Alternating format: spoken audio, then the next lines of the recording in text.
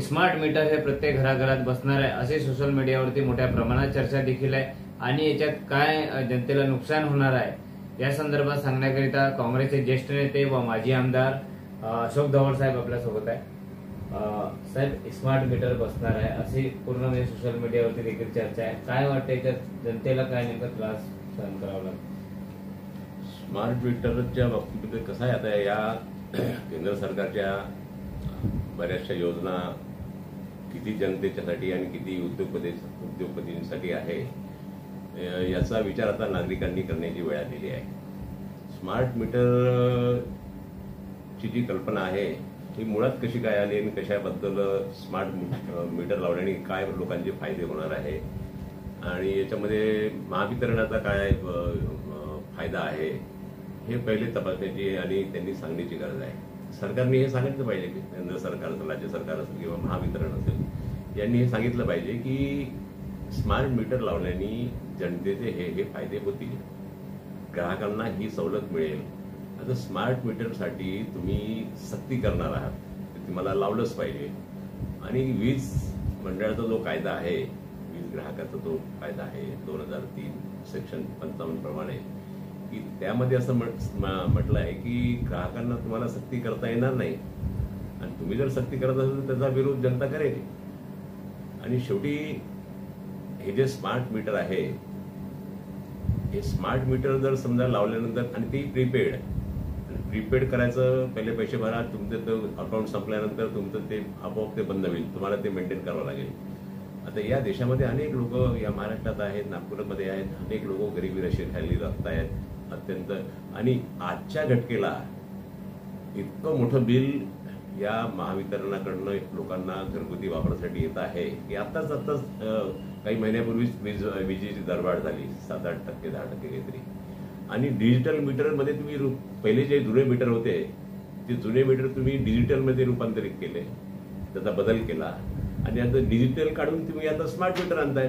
मग यामागचा तुमचा हेतू काय आहे? तुम्ही ऑलरेडी या लोकांच्या कुणाशी चर्चा न करता किंवा जनतेचा काय मत आहे हे न जाणता केवळ केंद्र सरकारकडनं आणि त्या ज्या कंपन्या आहेत त्यांच्याकडनं 26,000 कोटी रुपयाचं कर्ज तुम्ही घेतलं आणि त्याच्यामध्ये महाराष्ट्रातला जो कॉन्ट्रॅक्ट दिलेला आहे जो आम्हाला कळतो आहे की मोंटे कार्लो, त्याच्यानंतर अदानी, अजून कोणी कंपन्या आहेत, जसं 4 कंपन्यांना महाराष्ट्रामध्ये ते विभागलं गेलेलं आहे आणि ते लोक आता ही योजना उद्योगपतींच्या हितासाठी राबवण्यात येत आहे की ग्राहकांच्या हितासाठी आहे की महावितरणाच्या हितासाठी आहे?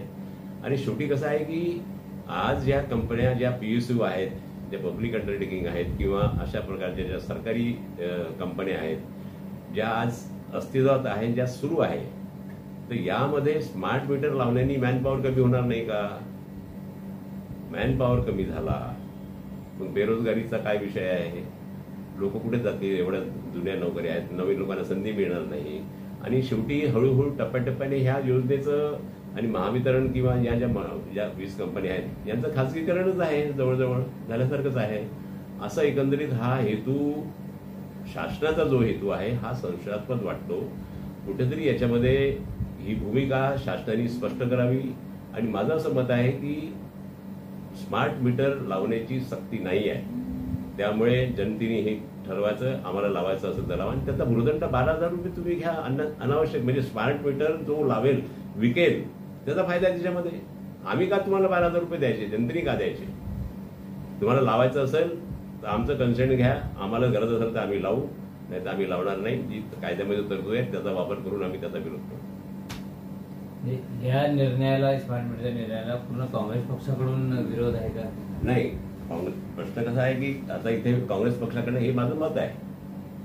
म्हणजे मी सार्वजनिक जीवनामध्ये आम्ही सर्व लोक राहतो, जनतेच्या सुखदुःखाचा आणि कुठेतरी अडचणी आल्या तर त्याचा विचार करण्याची प्रत्येक पक्षाला आणि त्यांच्या नेत्याला याची गरज असते आणि त्या दृष्टीने आम्ही विचार केला तो। पक्षाची भूमिका सुद्धा स्पष्ट करावी लागेल, होईल।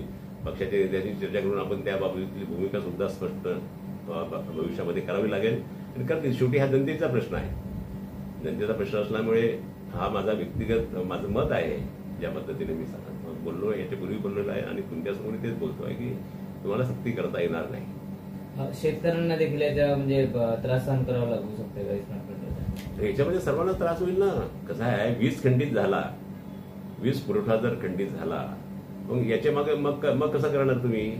वीज पुरवठा खंडित झाल्यानंतर मग तुमचं स्मार्ट मीटर सर्वच बंद होऊन जातील. आता तो वीज पुरवठा म्हणजे बराच वेळ ग्रामीण भागामध्ये बराच वेळ असतो.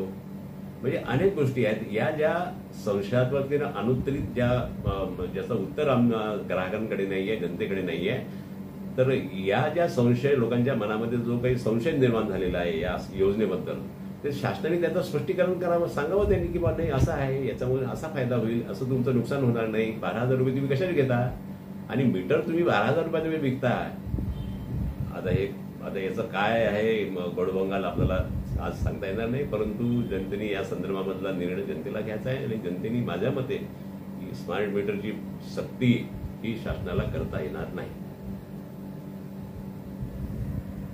स्मार्ट मीटरची सक्ती शासनाला करता येणार नाही असं देखील माजी आमदार अशोक दवड साहेब यांनी सांगितलेलं आहे. व्हिडिओ जर्नलिस्ट पंकज साबळे सोबत मी श्याम देशकर, नागपूर.